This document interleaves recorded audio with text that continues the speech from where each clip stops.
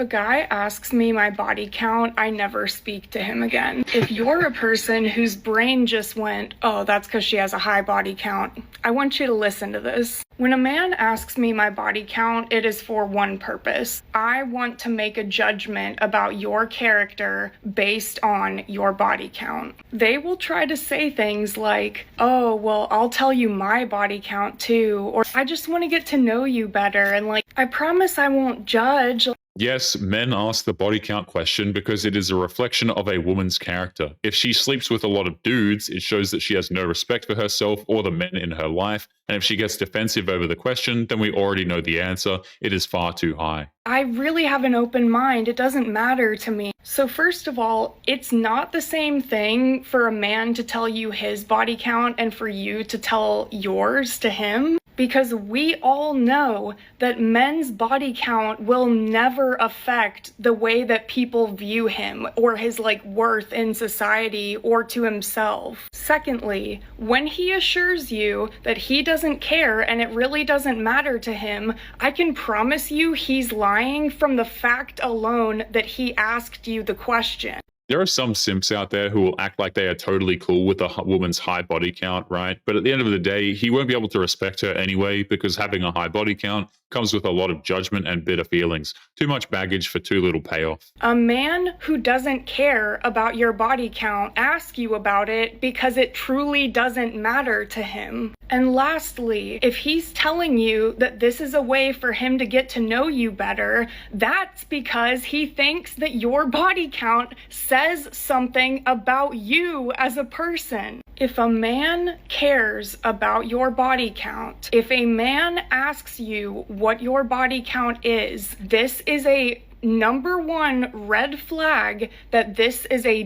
deeply insecure man, and you need to run. You need to head for the hills as fast as you can. Women like this can't define the word insecure, but that doesn't stop them from using it. It's just a meaningless buzzword to describe a behavior that a man has that she doesn't like. Men aren't insecure when it comes to this stuff. It's a perfectly fair question to ask. You're one of the people I was talking about in the beginning who thinks that because I refuse to talk about my body count, that means that I must have a really high body count. You are the deeply insecure person that I'm referring to. You assume that I don't want to talk about it because I have a high body count, and you are saying that that's a shameful thing, and that's why I don't want to talk about it. Someone's body count is not a shameful thing. It's literally their private health information. She's completely wrong. If she expects a man to let her into his life, then he is allowed to know how many men that she's hooked up with in the past. Because when it comes to the subject of this stuff,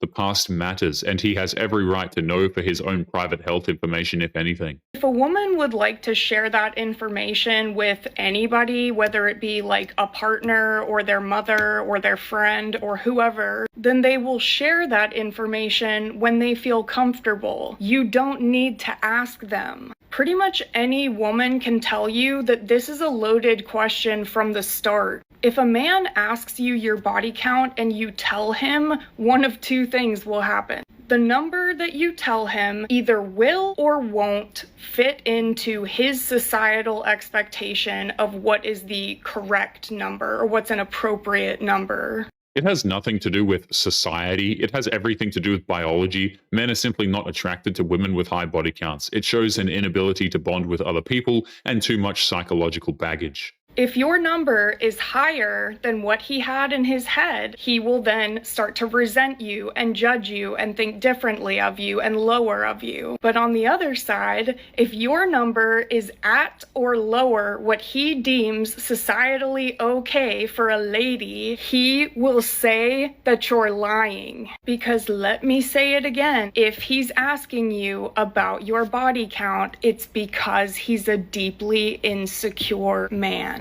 That's because modern women are both encouraged to build up their body counts and then lie about it afterwards. There are rules that modern women set for themselves when they said they wanted quote-unquote freedom, and with that freedom comes consequences that they refuse to face. Modern divorced women prove that marriage in today's day and age is just a waste of time. Don't forget to like and subscribe to the channel, and let's get into the video. I debated posting this because I know how bad it's going to be when people get this answer from me. But there were so many people that asked that I decided, after a lot of thought and consideration, that I will go ahead and respond to the most asked question from my last video, which is, what professions in women should men avoid? And a lot of you thought that those same professions for men that I told you to avoid would translate to women, and they really don't. I don't think that there's enough data out there for me to comment on that. But we all know to avoid nurses, dancers, social media influencers, women with high-paying management jobs, or anything else that is insanely competitive. Those women wouldn't know loyalty to save their lives. I've had one military female client who was pretty difficult, but other than that, I've not seen any correlation in those same professions. But I went through my case list. And if you have a problem with me giving an introduction to this, then just scroll along, because I'm about to hurt a lot of people. So I'm going to explain what I have to say. And you're going to have to listen to it if you want the answer. I went through my case list, and there's about 60 cases on my case list. And there are some common professions that I see in women. The most common one that I see is teacher. The second most common is nurse. Considering the rise in disturbing behavior that female teachers have with their male students, it should come as no surprise that teachers would make that list as well. Those women get into some of the most disgusting things imaginable. But those cases are not cases where the female is really difficult or litigious or anything like that. They're just kind of run-of-the-mill cases. The most common profession that I see in the female parties in my divorces, and this is over 13 years of cases. Oh my God, I'm so nervous. Is stay-at-home mom. Hate me. I know y'all are gonna hate me, but let me explain why. Stay-at-home mothers aren't that surprising either. These women get incredibly bored. They don't care much for the men they marry typically. Oftentimes they are bitter, and when they're expected to do any work, they don't like it. So it's only natural that they would cheat just for some excitement in their lives.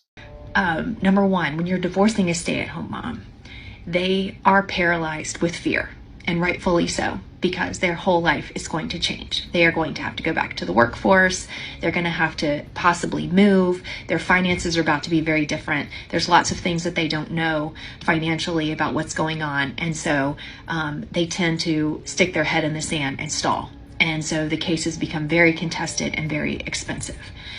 There's no defending stay-at-home mothers when they cheat, and she should have thought about the drastic changes to her life before she decided to sleep with a man that wasn't her husband. She doesn't deserve any sympathy for breaking up her family simply because she was bored. The second reason that I see that stay-at-home moms end up being the most common profession in a divorce is that I think there's a tendency, and this is completely my opinion, just based on my observations, they tend to focus so much on the children, and the husband focuses so much on career that they first of all, they don't feel appreciated by one another.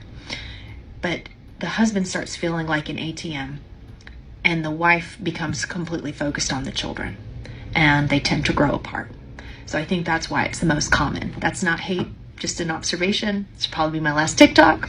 What she's saying is nothing short of insulting. She's completely disregarding her husband's feelings for his own children, but we have countless videos from divorced single mothers who are emotionally disconnected from their own kids and use them as weapons against her ex. Own bills. I raise my kids alone. I take out my own trash. I cut my own grass. I buy and cook my own grocery. You can't be average when it comes to me. Just standards. Very, very high standards. That's what you're supposed to do.